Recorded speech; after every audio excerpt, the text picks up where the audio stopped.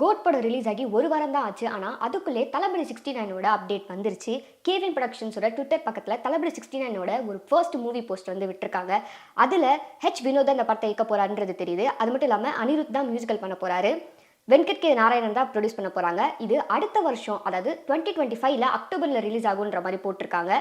அந்த போஸ்டரில் ஒரு கை வந்து ஒரு தீப்பந்தத்தை பிடிச்சிட்டு இருக்க மாதிரி இருக்குது. அது மட்டும் இல்லாமல் பக்கத்துலேயே வேர்டிங்ஸில் the torch bearer of democracy அப்படின்ற மாதிரி போட்டிருந்தாங்க. இதுக்கான மீனிங் ஒரு லீடர் வந்து ஒரு குரூப் ஆஃப் பீப்புளை வந்து ஒரு பாத்தில் கூட்டிகிட்டு போகிறாங்க அப்படின்ற மாதிரி இது இருக்குது. ஆனால் இந்த படம் வந்து முழுக்க முழுக்க ஒரு தளபதி என்டர்டெய்னராக தான் இருக்கும் அப்படின்ற மாதிரி சொல்லியிருந்தாங்க. அரசியல் சம்மந்தமாக இருக்காது அப்படின்னு சொல்லியிருந்தாங்க. ஆனால் இந்த மூவி போஸ்ட் பார்க்கும்போது மேபி இன்டெரக்டாக படத்தில் அரசியல் பற்றி ஏதாவது சொல்லலாமோ அப்படின்ற மாதிரி இருக்குது. நியூஸ் பிக்ஸ் இந்தியா சேனல் நேயர்களுக்கு வணக்கம். நீங்கள் பார்த்துட்டு இருக்கிறது பிக் ஸ்கிரீன் டைரிஸ். நான் விஜய் நாஃபா அண்ட் நான் விஜய் மோகனா. நம்ம தமிழ் சினிமா இண்டஸ்ட்ரியே சொல்ல போனா இப்போ ஒரு ஆழ்ந்த துக்கத்துல இருக்கு அப்படின்னு கூட சொல்லலாம். என்ன காரணம் அப்படின்னா, நம்ம விஜய் அவர்கள் சினிமா இண்டஸ்ட்ரியை விட்டு போக போறாரு அப்படிங்கிறது தான்.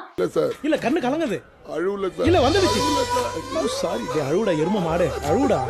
தளபதி கொடுத்த ஒரு 6 மணி நேரத்துல 3 மணி நேரம் போயிடுச்சு. மீதி ஒரு 3 மணி நேரம் தான் இருக்கு. அத வேற ஞாபகப்படுத்திட்டீங்க. நெஞ்சமெல்லாம் பொண்ணா இருக்கு தம்பி, மறக்க முடியல. சொல்லுங்க.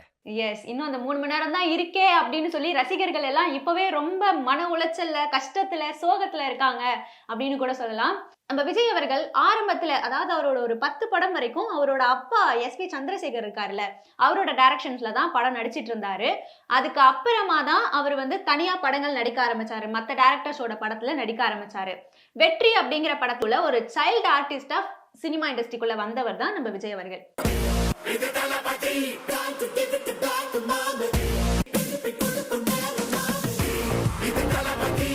அதுக்கப்புறமா இது எங்கள் நீதி அப்படிங்கிற படத்தோட லாஸ்ட் அவரு சைல்ட் ஆர்டிஸ்டா நடிக்கிறத ஸ்டாப் பண்ணிட்டாரு.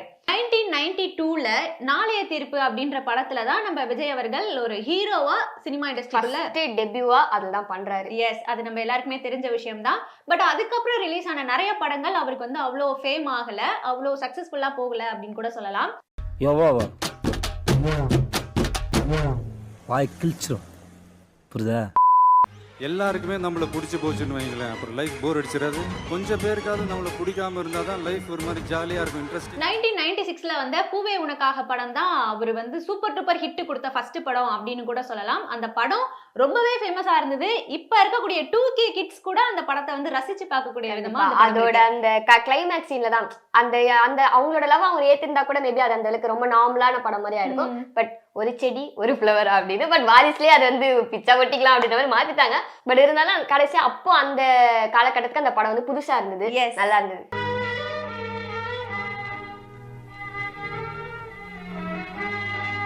அதுக்கப்புறமும் நிறைய சக்சஸ் படங்கள் கொடுத்திருந்தாரு. துல்லாத மனமும் துள்ளும், லவ் டுடே, அங்க என்ன கிணறு வெட்டிட்டு இருக்காங்க, பேசியா, காதலுக்கு மரியாதை. இந்த படம் எல்லாமே வந்து இப்ப இருக்கக்கூடியவங்க கூட ரசிச்சு பார்க்கக்கூடிய விதத்துல ஒரு நல்ல படங்கள் அப்படின்னே சொல்லலாம். 1996ல இருந்து 2003 வரை அவர் நடிச்ச படங்கள் எல்லாமே அவருக்கு ஒரு நல்ல ரெகக்னிஷன் கொடுத்துச்சுன்னே சொல்லலாம். அதுக்கப்புறம் வந்த படங்களாமே இருக்கட்டும், கில்லியாக இருக்கட்டும், திருப்பாச்சி, சிவகாசி, போக்கிரி அப்படின்னு சொல்லிட்டு நிறைய தொடர்ந்து வெற்றி படங்கள் கொடுக்க ஆரம்பிச்சதுனால இளைய நட்சத்திரம்ல இருந்து இளைய தளபதியா வந்து அப்பதான் அவர் மாறினாரு.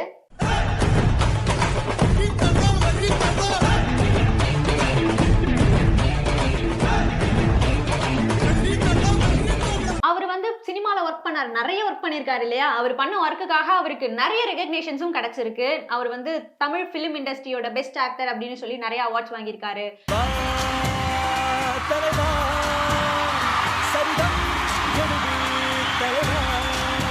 அது மட்டும் இல்லாம அவரோட படம் 80 கண்ட்ரீஸ்க்கு மேல ரிலீஸ் ஆயிருக்கு அப்படின்றது கண்டிப்பா ஒரு தமிழ் இண்டஸ்ட்ரியோட ஹிஸ்டரி அப்படின்னு கூட சொல்லலாம். தளபதிக்கு வந்து இங்க மட்டும் ஃபேன்ஸ் இல்ல, வேர்ல்டு வைட் ஃபேன்ஸ் இருக்காங்க அப்படிங்கிறது இதுல இருந்தே நம்மளுக்கு தெரியுது.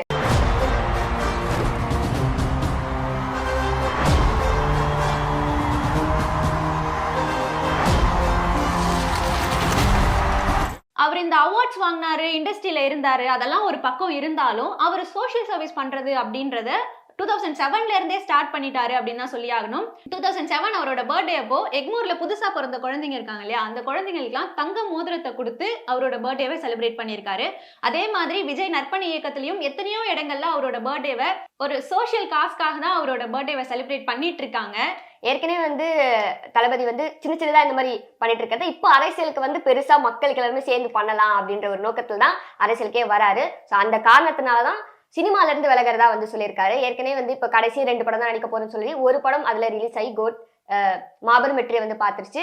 கடந்த ஒரு வாரத்திலேயே வந்து 350 கோடிக்கு மேல வசூலை பார்த்துருச்சு. கடைசி படமா அப்படின்னு சொல்லிட்டு நிறைய பேர் ரொம்ப இதுவா